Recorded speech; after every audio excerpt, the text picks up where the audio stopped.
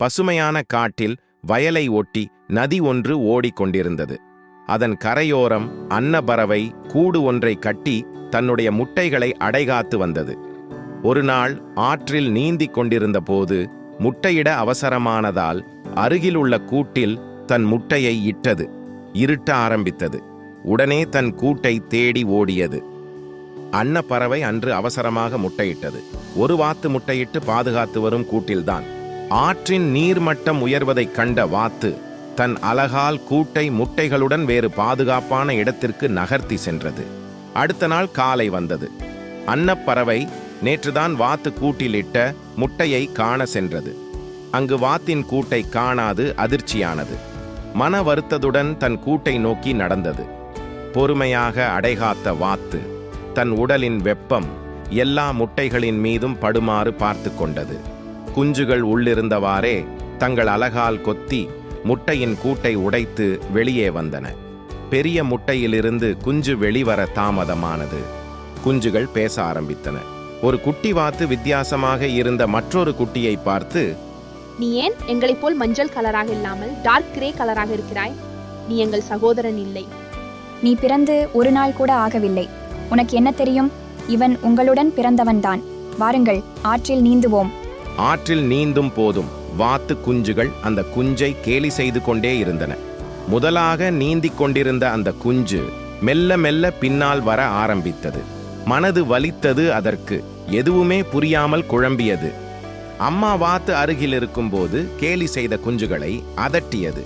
அன்புடன் இருங்கள் அவனுடன் என்றது. எல்லா நேரமும் அம்மா வாத்து அருகில் இருப்பதில்லை. நீ எங்களுக்கு நல்லது செய்யணும்னு நினைத்தால் பேசாமல் எங்களை விட்டு எங்கேயாவது ஓடிவிடு. அதைத் தொடர்ந்து எல்லா குஞ்சுகளும் நீ போய்விடு போய்விடு என கத்தின. இரவு வந்தது. வருத்தமான வாத்து அவர்கள் சொல்வது சரிதான், நாம் எங்கேயாவது போய்விடுவோம் என கிளம்பி சென்றது. வரும் வழியில் 2 வாத்துகளை பார்த்த குஞ்சு, எனக்கு போவதற்கு இடமில்லை, நான் இங்கே கொஞ்சம் தங்கிக் கொள்ளலாமா என்றது. இதற்கு ஏன் எங்களை கேட்கிறாய் என்று அவைகள் சொன்னபோது அங்கே ஒரு நாய் வந்தது. நாயை பார்த்ததும் வாத்துகள் பறந்து சென்றன. நாயை பார்த்த வாத்து குஞ்சு பயந்து நடுங்கியது. வாத்து குஞ்சின் அருகில் வந்த நாய் அதை நுகர்ந்து பார்த்து பின் கண்டு கொள்ளாமல் சென்றது. இந்த நாய் கூட நம்மளை ஒரு பொருட்டாக நினைக்கவில்லையே என எண்ணியபடியே தன் பயணத்தை தொடர்ந்தது. இடியுடன் மழை பெய்தது. மெல்ல இருட்ட ஆரம்பித்தது. மழைக்கு பயந்து அருகில் தெரிந்த குடிசையினுள் புகுந்தது. அங்கே ஒரு பூனையும் கோழியும் அடுப்பின் அருகே கூதல் காய்ந்து கொண்டிருந்தனர். அவர்களிடம் வாத்து குஞ்சு, நான் இன்றிரவு இங்கே தங்கலாமா? இந்த வீட்டின் பாட்டி லாபம் இல்லாமல் எதுவும் யாருக்கும் செய்ய மாட்டார்கள். நீ முட்டையிடுவாய் என்றால் இங்கு தங்கலாம், இல்லை என்றால் நீ போகலாம். நான் ஒரு பையன். அப்படியானால் மரியாதையாக நீ ஓடிவிடு.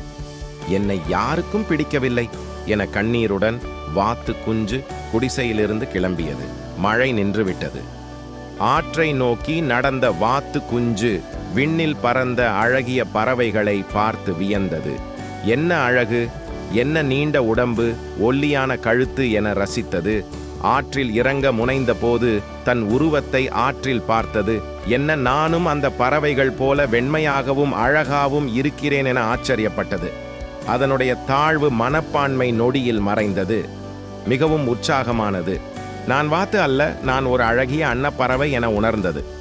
அப்போது அங்கே தன்னுடைய குஞ்சுகளுடன் நீந்திய அன்னப்பறவை தனியாக இருக்கும் இந்த அன்னகுஞ்சை பார்த்து, நீ இங்கே வா, நாம் நீந்தலாம் என அழைத்தது. தன் அம்மாவாகத்தான் இருக்கும் என உணர்ந்த அன்னகுஞ்சு நீந்தி சென்றது.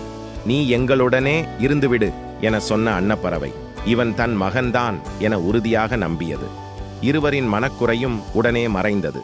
மனம் சந்தோஷத்தால் நிரம்பியது.